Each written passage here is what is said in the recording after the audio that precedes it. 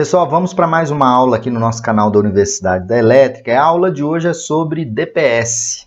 Eu vou mostrar para vocês como que faz a ligação do DPS e, principalmente, qual deve ser a seção do condutor utilizado para fazer a conexão do DPS até o aterramento. Veja na sequência essa aula. Bom, primeiramente, uma breve introdução de que é, ou seja, o que é o DPS. Pessoal, o DPS é um dispositivo, vocês já conhecem, muitos já conhecem, é um dispositivo de proteção para surtos, né? Para surtos. E eles são utilizados para prevenir danos aos equipamentos eletroeletrônicos e danos às pessoas também. E ele protege devido a que tipo de surto? Devido aos surtos de tensão, que pode ser causado pelas descargas atmosféricas, e os surtos causados por manobra nos próprios circuitos elétricos. Nós temos duas situações. DPS vai proteger contra manobras, sobretensões provocadas por manobra e sobretensões provocadas por descargas atmosféricas. Os surtos que são provocados por manobra, eles surgem da operação normal das linhas elétricas. Por exemplo, o acionamento de interruptores, abertura e fechamento. E são causados por variações súbitas da carga, inserção de grandes cargas, por exemplo, e até mesmo acionamento de motores, ou variações bruscas na rede, faltou energia ou deu uma oscilação grande na rede, tais como curto-circuito. Vocês podem observar aqui no desenho que o surto provocado por sobretensão por manobra, ele apresenta uma tensão temporária, tá? Aqui a minha tensão normal, de repente ocorre um surto de tensão, depois volta ao normal. Esse surto aqui é surto provocado, pessoal, por manobras nas linhas elétricas. Então, eu tenho aqui a rede 230/400, tensão nominal, e aqui 230/400. E aqui o surto de tensão temporário provocado por manobra.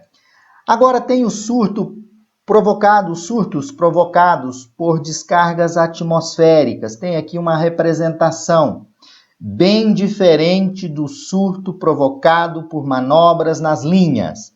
Você tem incidência de picos de curta duração, podendo atingir 100 kA, como é mostrado aqui no gráfico para vocês, que é a representação da amplitude do surto de tensão em função da causa. Qual é a causa nesse caso aqui? Um surto provocado pela descarga atmosférica.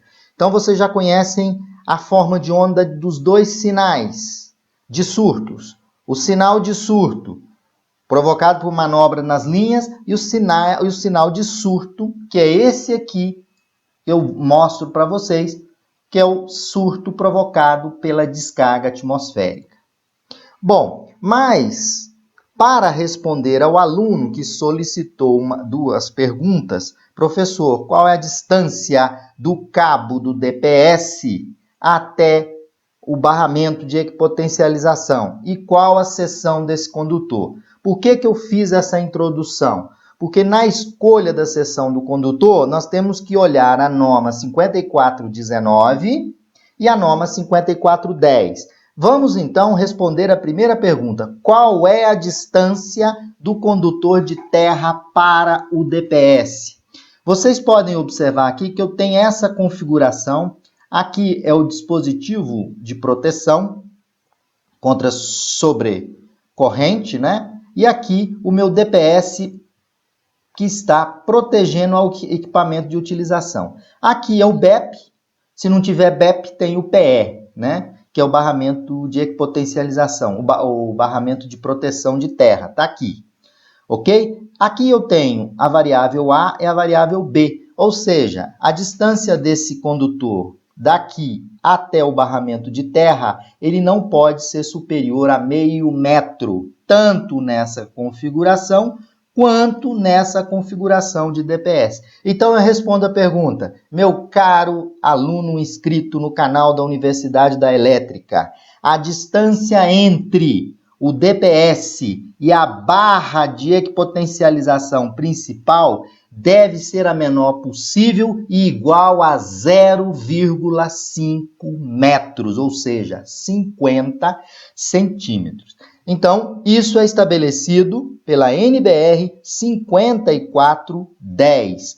Por que a distância tem que ser a mais curta possível? Em função da impedância do cabo. Quando você aumenta o tamanho do cabo acima de meio metro, você tem alterações na impedância. Isso tem alterações nas correntes.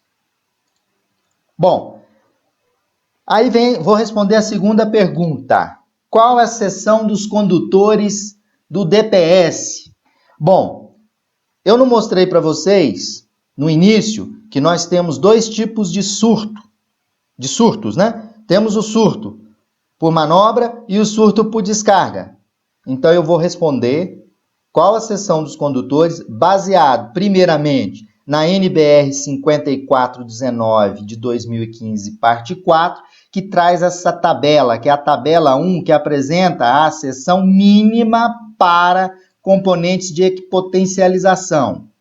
Então diz o seguinte: condutores de aterramento para os DPS, conduzindo a totalidade ou parte significativa da corrente de descarga, para a classe 1 e para a classe 1, qual é a seção que eu tenho que utilizar?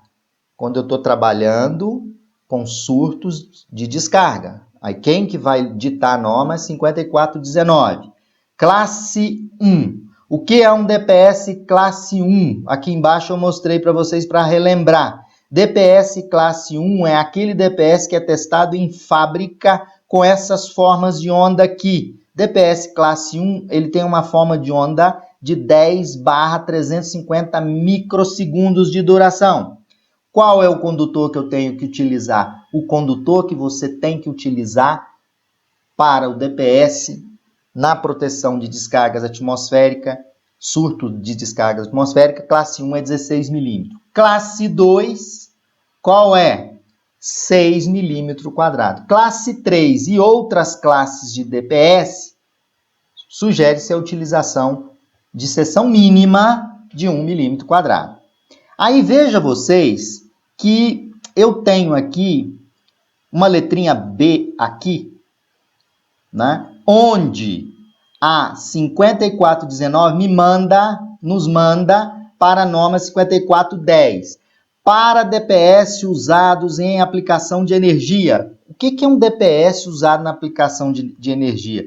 É o DPS que vai proteger contra surtos provocados por manobras na linha, ok? Então ela manda lá para o item 635, ok? Então, nesse contexto de descarga, eu vou usar um DPS classe 1, o condutor 16 milímetros, DPS classe 2, 6, classe 3 e outros. O que é esses outros aqui? São DPS usados em linha de sinal, DPS para telefone e outros tipos de cargas onde você vai conectar. Então, vou fazer minha instalação de DPS para descarga atmosférica, classe 1, 16 milímetros quadrado cobre, classe 2, 6 milímetros quadrado cobre, classe 1, 2 e 3, sendo classe 1, 16, classe 2, 6, classe 3, 1 milímetro quadrado. Ah, isso seções mínimas. Aí ele me manda aqui, né? Então vamos lá na norma ver o que a norma diz.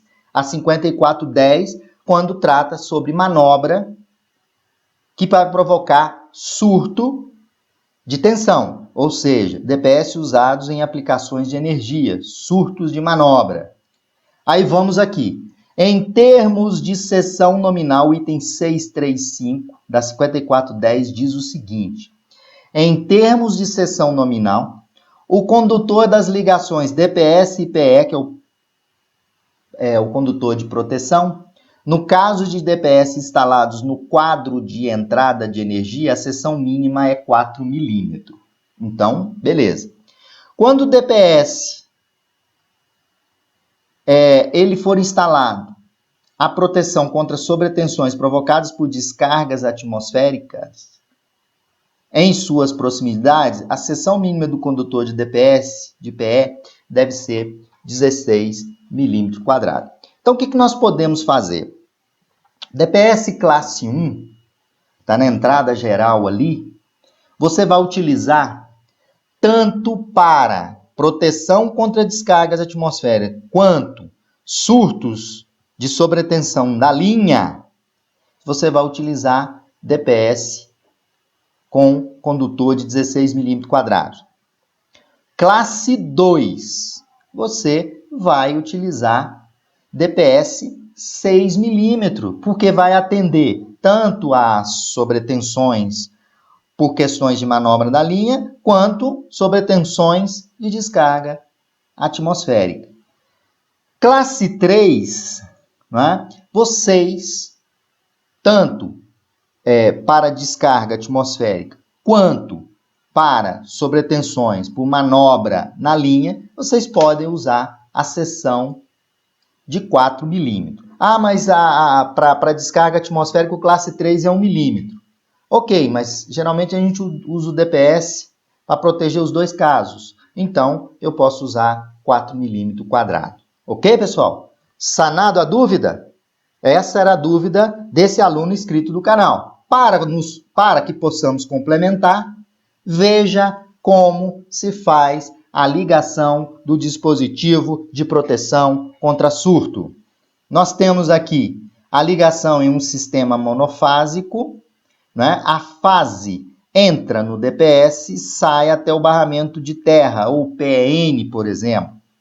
E aqui eu tenho o condutor PN aterrado. Esse DP é o dispositivo de proteção contra sobrecorrentes, tá? É o disjuntor, né? No caso, pode ser um disjuntor, né? Ou um fusível. Do outro lado, tem o dispositivo bifásico, então um DPS em cada fase e um DPS e o meu neutro aqui aterrado, que é o PN, né? Comum aqui. E do outro lado, uma ligação trifásica, um DPS em cada fase. Agora, se a ligação, né, neutro e terra não forem comum, você vai ter que usar um DPS no neutro. Aqui foi utilizado apenas nas fases, tá? Porque neutro e terra são comuns aqui.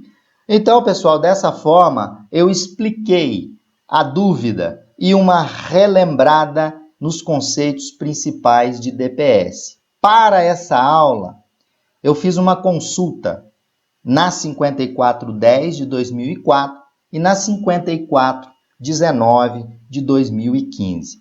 Um abraço a todos e fiquem ligados no canal da Universidade da Elétrica.